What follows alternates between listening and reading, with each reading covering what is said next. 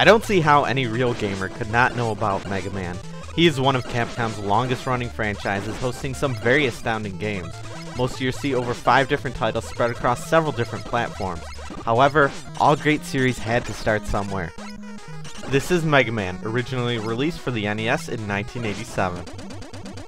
Mega Man tells the story of 8 robots created by the intelligent Dr. Light. With his assistant Dr. Wily, 6 were made to be robot masters, intended to oversee lesser intelligent robots for developmental purposes in areas deemed too dangerous for humans. As for the other 2, there's Rock, also known as Mega Man, who was intended to be a son for Dr. Light, and then Roll, a daughter and house cleaning robot. Despite being longtime friends and attending school together, not everything was right with Dr. Wily upstairs.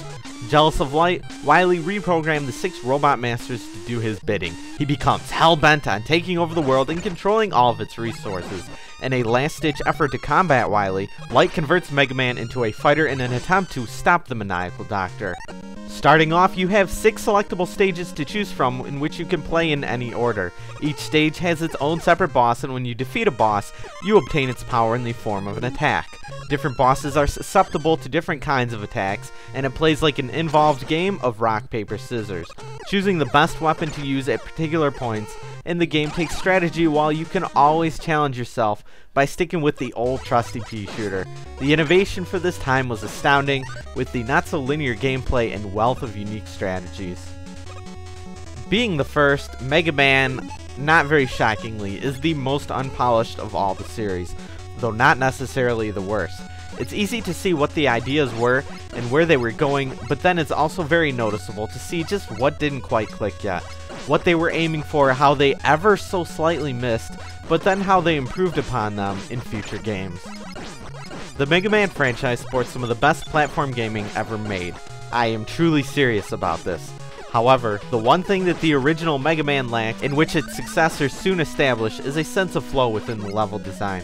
While the individual screens of a level are all nicely made, they ultimately feel a little disjointed and somewhat unnatural.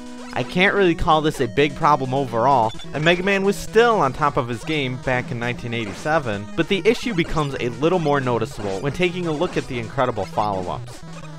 Although I really must admit that I really hate picking apart the original game. Unfortunately as well, some of the gameplay doesn't quite feel as polished either. The knockback when you're damaged feels obnoxious, and you don't always move as elegantly as you'd like to. Again, none of this is really to the point of being overly frustrating, but yeah, it does stick out when you compare it to other Mega Man titles. Mega Man is an extremely fun game which introduced many concepts almost otherwise completely unheard of. Desperately fighting against such huge bosses as the ones in the Wily stages delivered an impeccable feeling that you just could not find elsewhere. New ground was covered, and it was quite intense. This is probably the most raw and least polished Mega Man in existence, but it is still a good gaming experience even today. I just love replaying this game and thinking about how some of the great ideas in the first Mega Man really developed into such incredible facets of gaming later on. This is not quite the best, but regardless, I still have fun.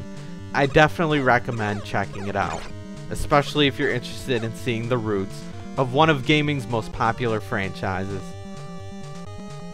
I give Mega Man on the NES a 7 out of 10.